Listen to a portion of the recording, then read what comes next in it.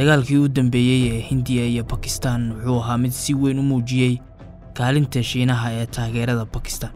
intii uu socday dagaalka, Shiinaha ayaa si muuqata u taageeray Pakistan, waxayna Pakistan si weyn u adeegsatay diyaaradaha dagaalka ee Shiinuhu sameeyo ee J-10C iyo gantaalada PL-15, kuwaasoo qaawiyay fadeexadna u soo hooyay diyaaradaha India ee Rafale ee Faransiisku sameeyay. tani waxay ahayd tijaabadii ugu horeysay ee hubka Shiinaha oo dagaal dhab ah ayay wacdara ka dhigeen, waxayna tani kor u qaaday sumcadda Shiinaha ee suuqyada hubka caalamka. warbixino ayaana sheegaya in Shiinuhu siiyay Pakistan taageero farsamo oo isugu jirta hagaajinta nidaamyada difaaca cirka iyo adeegyada dayax-gacmeedka si ay u ogaadaan dhaqdhaqaaqa ciidamada Hindiya. wuxuuna Shiinaha digniino ka soo saaray tallaabadii ay India uga baxday heshiiskii ay Pakistan kula jirtay ee Indus Water Treaty, kaasoo ku saabsanaa isticmaalka biyaha webiga Indus iyo laamihiisa.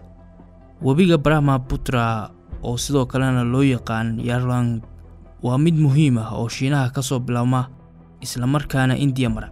wuxuuna Shiinuhu webigan ka dhisay biyo xireenno, wuxuuna horey u joojiyay inuu India la wadaago xogta biyaha webigan, waxayna tani India ka dhaxashay fatahaada alaaba saameeya gobolka Assam. haddaba labadan dal halkuu khilaafkooda ka soo biloomay muxuuse ku salaysan yahay? India iyo Shiinaha waa laba quwadood oo Aasiya ku tartama si weyn isku khilaafsan. Shiinaha waa awood dhaqaale iyo military oo weyn, lehna nidaam shuuci oo hal xisbi ah, warshado xooggan iyo saameyn caalami ah. India waxay haysataa nidaamka dimuqraadiyadeed ee ugu ballaaran dunida. marka la eegana dalalka ugu dadka badan dunida, Shiinaha ayuu kala wareegay kaalinta koowaad. Shiinuhu waa dalka labaad ee dunida ugu dhaqaalaha badan, halka India tahay dalka shanaad.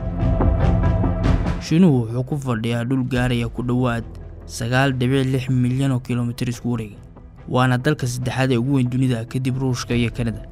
Indiana waa dalka toddobaad ee ugu dhulka weyn, oo Shiinaha ayaa India ka weyn 3 jeer dhanka dhulka. markii ay Hindiya Ingiriiska ka xorowday 1947, Shiinuhuna uu noqday jamhuuriyad shuuci ah 1949. labadan dalba kolkaasi waxaa ka dhaxeeyay xuduud aan rasmi ahayn oo loo yaqaan McMahon Line, wuxuuna xadkan ka yimid heshiis dhacay sanadkii 1914 oo Ingiriiska iyo dawladdii Tibet ku galeen magaalada Shimla. Tibet xilligaasi si rasmi ah ugama mid ahayn Shiinaha. shirkii Shimla waxaa lagu soo bandhigay xadka McMahon oo ah xariiq xuduudeed uu soo jeediyay Henry McMahon, wuxuuna calaamad u noqday xadka u dhaxeeya gobolka Arunachal Pradesh oo India ka tirsan iyo Tibet oo markaas madax banaaneed balse haatan ka tirsan Shiinaha. India weli waxay aqoonsan tahay McMahon Line inuu yahay xadka rasmiga ah ee labada dal, halka Shiinaha uu weli ogoleen heshiiskii 1914, wuxuuna ku doodaa inuusan saxiixin heshiiskaas. wuxuuna ilaa maanta Shiinaha sheegtaa in gobolka India hoostaga ee Arunachal Pradesh inuu yahay mid ka tirsan ismaamulka Shiinaha ee Tibet. Shiinaha wuxuu si rasmi ah marar badan uga dacwooday qaramada midoobay iyo fagaarayaasha kale ee caalamiga. mararka qaarna wuxuu fiisaha dalku galka u diidaa dadka Arunachal Pradesh isagoo doonaya inuu muujiyo inaysan Hindiya xukumin gobolkaas. Shiinaha wuxuu Arunachal Pradesh u yaqaan Xinjiang oo macna ahaan ah koonfurta Tibet, wuxuuna Shiinaha alaaba cambaareeyaa safarada ay madaxda Hindiya ku tagaan gobolka. xukuumaddii shuuciga ee Shiinuhu waxay xoog ku qabsatay Tibet, waxayna aad ugu dhowaatay xuduudda Hindiya. arrinkaana markaasi India waxay u aragtay mid khatar ku ah amnigeeda, maadaama Tibet ay ahayd dhul buuraley ah oo difaac dabiici ah u ahaa India. kontomeeyadii qarnigii la soo dhaafay markii uu Shiinaha qabsaday Tibet, wuxuu si aamusnaan ah u bilaabay dhismaha waddo military oo maraysa mandaqada Aksai Chin, taasoo xiriirisa maamulada Shiinaha ee Xinjiang iyo Tibet. 1957, Shiinuhu wuxuu dhameeyay dhismaha waddada loo yaqaan G219, wuxuuna kadib si rasmi ah u qabsaday mandaqada Aksai Chin. laakiin India si weyn uguma baraarugsaneen arrinkan muddo sanada. 1959 ayayna si rasmi ah u ogaatay in Shiinuhu dhulkan ka dhistay waddo, waxaana kadib dhashay muran xooggan oo labada dal u dhaxeeya. haddaba 1962 dagaal buuxa ayaa ka dhex qarxay labada dal kadib markii Shiinuhu weerar ku qaaday Aksai Chin iyo Arunachal Pradesh. Shiinuhu wuxuu si degdeg ah u qabsaday Aksai Chin, Hindiyana waxay ku guul dareysatay dagaalka, waxayna ahayd ceeb siyaasadeed oo weyn oo India u soo hoyatay. bil kadib shiinuhu dib ayuu uga laabtay dhulka bariga ee Arunachal Pradesh balse wuxuu ilaa maanta haystaa Aksai Chin. India dagaalkan waxba kama dhaxlin oo Shiinaha ayaa Aksai Chin si buuxda u qabsaday wuxuuna ilaa maanta dhulkan Shiinuhu u maamulaa sida dhul rasmi ah oo hoostaga.